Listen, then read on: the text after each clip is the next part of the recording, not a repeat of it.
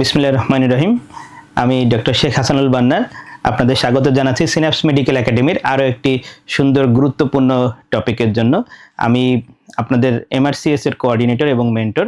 আজকে আমি খুব গুরুত্বপূর্ণ 5 মিনিটের জন্য একটা ভিডিও তৈরি করেছি এবং লাইভ সেশনে আপনারা আশা করি উপকৃত হবেন। আমরা সবাই জানি ইসিজি খুব গুরুত্বপূর্ণ মেডিকেল সায়েন্সে এবং ইসিজির মধ্যে আমাদের ইলেকট্রোলাইট রয়েছে, যেগুলো বিশেষ করে পটাশিয়াম, ক্যালসিয়াম, ম্যাগনেসিয়াম, এগুলোর ঘাটতি বা শরীরে অতিরিক্ত পরিমাণ থাকলে কি ইসিজিতে কমনলি চেঞ্জ হয়, এবং এখান থেকে এমআরসিএস পরীক্ষায় কমপক্ষে একটি প্রশ্ন আপনারা কমন পাবেন। সেজন্য আর দেরি না করে চলেন আমরা আমাদের পরবর্তী ডিসকাশনে চলে যাই। নরমাল ইসিজি আপনারা সবাই জানেন, এই ইসিজিতে রয়েছে পিকিউআরএসটি। এই সিকোয়েন্সে আপনারা সবাই জানেন যে পি ওয়েভটা ডিউ টু অ্যাট্রিয়াল রিপোলারাইজেশন এবং কিউআরএসটা হচ্ছে ইলেকট্রিক্যাল অ্যাক্টিভিটি অফ আমাদের ভেন্ট্রিকল। এরপরে টি হচ্ছে রিপোলারাইজেশন হওয়ার কারণে হবে এবং ভেন্ট্রিকলে এই, এবং যে ডিস্টেন্সটা দেখেন পি থেকে যে কিউ পর্যন্ত, এই ডিস্টেন্সটাকে বলে পিকিউ পিআর ইন্টারভেল, এবং যেটা কিউ থেকে টি পর্যন্ত এটাকে বলে কিউটি ইন্টারভেল। এছাড়া এই কমপ্লেক্সটা কিউআরএস কমপ্লেক্স আপনারা জানেন যে পজিটিভ ডিফ্লেকশন আমাদের একটা প্রথমে পি থাকে, পরে টি আর আর, এবং নর্মাল ইসিজিতে কিন্তু নর্মালি কিউটা থাকে না, কিউ অলওয়েজ প্যাথোলজিক্যাল থাকে, কিন্তু যেখান থেকে আরটা উপরের দিকে উঠেছে সেই জায়গাটাকে কিউ বলা হচ্ছে। এখন আসেন আমরা আমাদের ইলেকট্রোলাইট সম্পর্কে সরাসরি চলে যাই। আমাদের ইলেকট্রোলাইটের মধ্যে প্রথম যদি আমরা বলি হাইপোক্যালেমিয়া, পটাশিয়াম ডেফিসিয়েন্সি। পটাশিয়াম খুবই গুরুত্বপূর্ণ, এটা খুব লো রেঞ্জে আপনারা জানেন যে বডিতে থাকে, এবং এটা যখন একটু বেড়ে যায় বা কমে যায় আমাদের কার্ডিয়াক অ্যাক্টিভিটি অনেক চেঞ্জ হয়।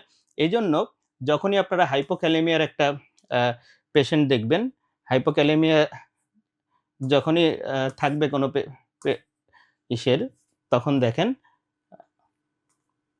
কিছু চেঞ্জ আসে।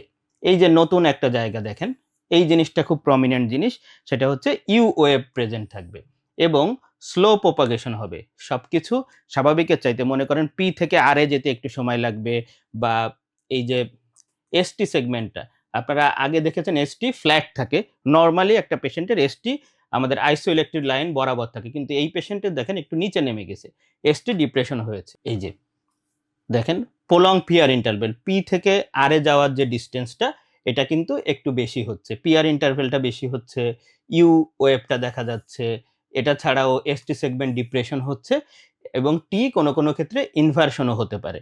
এটা হচ্ছে আমাদের হাইপোক্যালেমিয়া। এরপর আসেন হাইপারক্যালেমিয়া।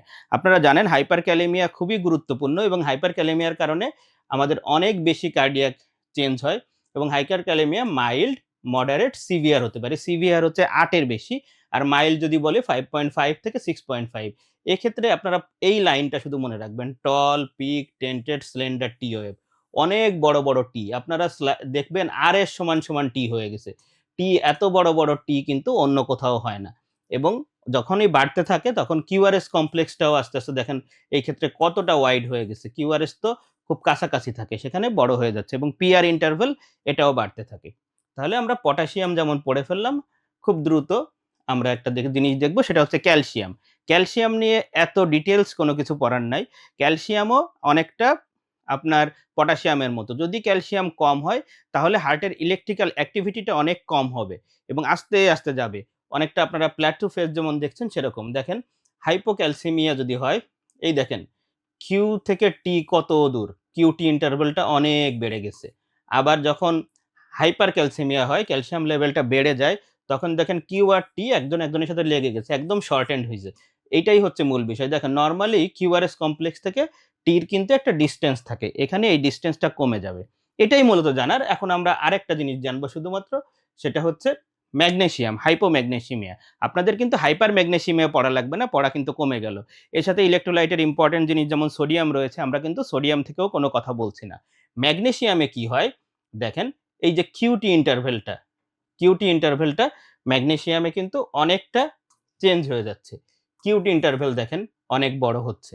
এই যে ইন্টারভেলটা বড় হচ্ছে এবং এই যে ডিসট্যান্সটা এটা বেড়ে যাচ্ছে। মানে অনেকটা ক্যালসিয়ামের মতো ফিচারস এখানে শো করছে আমাদের ম্যাগনেসিয়ামের ক্ষেত্রে।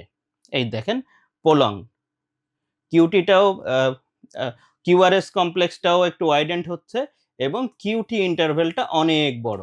এটাই ম্যাগনেসিয়ামের ফিচার্স। এছাড়া লাস্টে একটা কথা বলবো যে আমাদের একটা ইম্পর্টেন্ট কথা, অনেক সময় ইসিজিতে একটা ফাইন্ডিংস আপনাদের বলবে, সেই ফাইন্ডিংসটার নাম হচ্ছে টর্সাডিস ডিপয়েন্টিস। এটাই আমাদের শেষ কথা।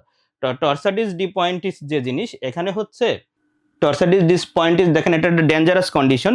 এই কন্ডিশনে সাধারণত ইসিজিটা এই এই শব্দটার মানে হচ্ছে এটা একটা ফ্রেঞ্চ শব্দ, এরপর মানে নিজের এক্সিসের এগেনস্ট এটা পেঁচিয়ে যায়। মানে দেখেন ইসিজিটা নর্মালি কেমন, এটা একদম পেঁচানো পেঁচানো পেঁচানো পেঁচানো দেখা যাচ্ছে, এর জন্য এটাকে বলে টর্সাডিস ডিপয়েন্টিস। আপনাদের পরীক্ষায় আসবে যে on ECG there is torsades de pointes, আপনারা চোখ বন্ধ করে অ্যান্সার করবেন this is a case of হাইপোম্যাগনেসিমিয়া।